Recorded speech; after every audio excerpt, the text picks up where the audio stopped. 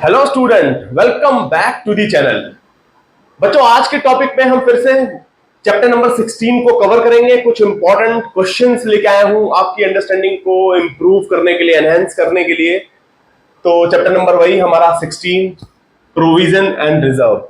बच्चों, ये बहुत छोटा सा चैप्टर है, बट इसके अंदर आपको टेक्निकली अंडरस्टैंडिंग होनी चाहिए कि प्रोविजन और रिजर्व को आप कैसे आइडेंटिफाई करेंगे। आप समझ चुके हैं कि रिजर्व क्या होता है, रिजर्व की कैटेगरी समझ चुके हैं, प्रोविजन समझ चुके हैं, प्रोविजन की कैटेगरी समझ चुके हैं, और इसके डिफरेंसेस भी आप समझ चुके हैं।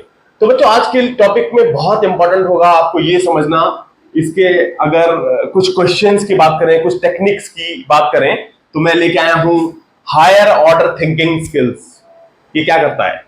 ये कुछ छोटे छोटे क्वेश्चंस हैं, कुछ टेक्निकल पॉइंट्स होते हैं जो आपको समझने होते हैं। एक टेक्निक मतलब इस थिंकिंग स्किल से आप बहुत अच्छे से किसी भी टर्म्स को, किसी भी ट्रांजैक्शंस को बहुत अच्छे से पहचान सकते हैं कि क्या वो प्रोविजन है या रिजर्व है या लायबिलिटी है। तो बच्चों, इसी के लिए मैं स्टार्ट करता हूं एक क्वेश्चन से। Question number 1, based on higher order thinking skills, जिसको HOTS बोलते हैं। तो बच्चों, ये क्वेश्चंस हैं, तो मैं स्टार्ट करता हूं। तो मैं बता दूं, मैं स्टार्ट करने से पहले करा रहा हूं chapter number 16 class 11th accounts, TS Grewal की बुक में फॉलो कर रहा हूं, जिसका एडिशन 2023-24 का है। बच्चों, यहां पर बात करते हैं हायर ऑर्डर थिंकिंग स्किल्स। छोटे छोटे क्वेश्चंस हैं, इसको हम कवर करेंगे। एक पहला क्वेश्चन लेके आया हूं प्रोविजन एंड रिजर्व के ऊपर। देखेंगे, हम समझेंगे इस क्वेश्चन को और इसके सॉल्यूशन की तरफ। बहुत छोटा सॉल्यूशन है, बट आपको टेक्निकली आपको बहुत साउंड हो जाओगे अगर आप इसको समझ के लिख करते हैं सॉल्यूशन। देखिए, if the amount of known liability, सबसे पहले क्वेश्चंस को समझेंगे। If the amount of known liability can be ascertained with accuracy, ध्यान रखना बच्चों, एक्यूरेसी के साथ अगर हमारे को बिजनेस में लायबिलिटी पता है। मैं आपको एग्जांपल भी बताऊंगा, पहले क्वेश्चन को समझते हैं। If the amount of known liability can be ascertained with accuracy, बिल्कुल फिगर पता है, हमें पैसा पता है कि हमारी लायबिलिटी है 10,000 तो 10,000, बिल्कुल एक्यूरेसी के साथ पता है। It should be treated as a liability और ए प्रोविजन। तो बच्चों, ये बहुत टेक्निकली अगर देखा जाए बहुत इंपॉर्टेंट क्वेश्चन है ये, क्योंकि बच्चे क्या करते हैं, जल्दबाजी करने के चक्कर में बड़ी कंफ्यूजन हो जाती है कि लायबिलिटी प्रोविजन को एक ही समझ बैठते हैं।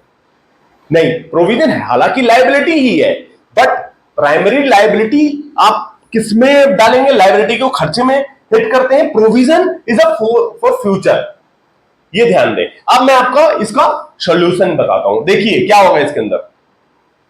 मान लीजिए एक बिजनेस में एम्प्लॉय, जो बिजनेस में एम्प्लॉय होते हैं, उनकी सैलरी फिक्स है, लेट से 50,000 रुपए मंथली सैलरी है, पर मंथ, ठीक है। अब बिजनेस एम्प्लॉय की सैलरी 50,000 रुपए फिक्स है, बिल्कुल फिक्स है। तो यहां पर क्वेश्चन भी यही है, मैं इसी से कनेक्ट करता हुआ एग्जांपल लेके आया हूं। सीधा मैं आंसर नहीं लिखना चाहता। मेरा HOTS जो मैं आपको करा रहा हूं, मेरा फोकस ही यही है ताकि आप समझ के जवाब दें। आप ऐसे ही जवाब दे देंगे लायबिलिटी, फिर इस चैप्टर का, इस हायर ऑर्डर थिंकिंग स्किल्स का पर्पज ही डिफीट हो जाएगा। देखो, इसमें समझना पड़ेगा हमें कि अगर कोई आंसर है, ये लायबिलिटी बनता है या प्रोविजन, तो क्यों। तो इसलिए मैं एग्जांपल लेके आया हूं। एक बिजनेस में एक एम्प्लॉय की सैलरी 50,000 है। अब आप ये मानिए, ये 50,000 का खर्चा फिक्स है हर महीने, हमें नोन है, यहां पे विद एक्यूरेसी लिखा है, नोन लायबिलिटी भी नोन है, हमें पता है बिजनेस के लिए तो लायबिलिटी है ना सैलरी। अब यहां पर बिजनेसमैन क्या जनरल एंट्री करता है? अगर लेट से उसने सैलरी पे नहीं करी किसी महीने, 30 तारीख आ गई, मंथ एंड पे जो सैलरी पे होती, सैलरी पे नहीं करता, तो बिजनेसमैन क्या करता है? सैलरी अकाउंट डेबिट, खर्चा तो हो गया ना बुक्स में, वो सैलरी अकाउंट को डेबिट कर लेगा। भाई, इसके लिए तो 50,000 रुपए खर्चा हो गया ना। टू क्या करेगा अगर पैसा नहीं दिया? इफ नॉट पेड, ध्यान दें, ये बहुत इंपॉर्टेंट है। लायबिलिटी नोन है, नो डाउट, नोन लायबिलिटी है। मैं बताना चाह रहा हूं कि अगर सब कुछ पता हो तो प्रोविजन या लायबिलिटी क्या कहलाता है। तो इसलिए एक जनरल एंट्री लेके आया हूं, इसी को कनेक्ट करते हुए। यहां पर अगर पेमेंट कर देगा तो टू बैंक अकाउंट, चेक से होगा, लेकिन यहां पे आउट नहीं करा और लायबिलिटी भी नोन है, तो यहां पर क्या करेगा, आउटस्टैंडिंग सैलरी लिखते हैं ना भाई। एक तरह से आउटस्टैंडिंग सैलरी का मतलब एक लायबिलिटी बना दी, आउटस्टैंडिंग सैलरी अकाउंट 50,000। ठीक है, इस तरह से ये जनरल एंट्री पास करता है। अब इसी जनरल एंट्री से आपको इसका आंसर भी पता लग गया। देखिए क्या होगा, salary account debit to outstanding salary है। ठीक है, यहां पर आउटस्टैंडिंग सैलरी लायबिलिटी है, लायबिलिटी है, ये प्रोविजन नहीं है, ध्यान देना। Answer is liability, answer liability. भाई हुआ क्या, अगर आपको एक्यूरेसी के साथ कोई खर्चा, कोई लायबिलिटी आपको पता है, बिल्कुल एक्यूरेसी के साथ पता है, तो आप उसको प्रोविजन नहीं मानते। It's not a provision, it's liability. यहां देखिए liability, outstanding salary is a liability. हाँ, प्रोविजन की कैटेगरी में जरूर आता है, लेकिन it's not a provision, it's liability, क्योंकि आप यहां पर डायरेक्टली सैलरी अकाउंट खर्चे को डेबिट और लायबिलिटी अकाउंट आपने क्रेडिट कर दिया। ठीक है, यहां पर आपने प्रोविजन बना लिया, लायबिलिटी क्रिएट कर ली। तो इसका मतलब if the amount of known liability can be ascertained with accuracy, it should be treated as a liability, not provision. अब प्रोविजन क्यों नहीं, कई बच्चों के सवाल में आता होगा, दिमाग में आता होगा कि ये प्रोविजन क्यों नहीं है, तो यहां हमने प्रोविजन ही बनाया है ना।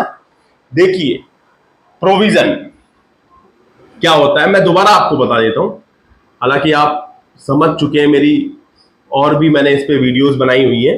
तो प्रोविजन क्या होता है, जहां पर अमाउंट, लायबिलिटी तो है, आपको पता है कि लायबिलिटी हो सकती है, और लायबिलिटी होगी या नहीं होगी मतलब टेंटेटिव एक आइडिया है, लायबिलिटी तो पता है, लेकिन अमाउंट की एक्यूरेसी नॉट नोन, नहीं पता आपको, एक्यूरेसी नहीं पता, अमाउंट की accuracy is not known, liability confirm है। जैसे एग्जांपल बताता हूं आपको, इनकम टैक्स से कोई जीएसटी का डिमांड आता है, या सॉरी इनकम टैक्स का कोई नोटिस आता है। अब आपको पता है कि इनकम टैक्स का कुछ चल रहा है, केस चल रहा है। अब गवर्नमेंट क्या कर सकता है कि कंपनी को एक नोटिस भेज सकता है कि 50,000 रुपए आप जमा कराओ, लेकिन अभी नहीं पता बिजनेसमैन को कि 1 साल बाद आएगा, 6 महीने बाद, और अमाउंट भी नहीं पता। एक अंदाजा है कि 5 लाख का 10%, कोई कुछ ट्रांजेक्शन ऐसी हुई है तो 10% डिमांड भेज सकता है, वो हो सकता है 5% भी भेजे। तो अमाउंट एक अंदाजा है कि 50,000 का कोई लायबिलिटी हो सकती है, फ्यूचर में कभी भी गवर्नमेंट को पेमेंट करना पड़ सकता है, कोई खर्च। यहां तो देखो सैलरी में कंफर्म था ना कि सैलरी देनी ही देनी है, यहां पर देनी है नहीं देनी है, नोटिस आएगा नहीं आएगा, अमाउंट भी नहीं पता, तो इसको आप डालते हैं provision for income tax. So this is treated as a provision. समझ में आया फर्क? Amount is non accuracy, with accuracy then it's liability. If amount is not known but liability is not ascertain, मतलब ऐसा नहीं है कि लायबिलिटी हो भी सकती नहीं भी, बट एक अंदाजा है, तो you will create a provision for income tax and it's a provision. तो बच्चों मैं उम्मीद ये करता हूं कि एचओटीएस में ये आपको क्वेश्चन नंबर 1 अच्छे से समझ में आया होगा। तो प्लीज इसे ज्यादा से ज्यादा शेयर करें, और हाँ, मेरे चैनल पे अगर आप नए आए हैं तो उसे सब्सक्राइब भी करें। Thank you, thanks for watching.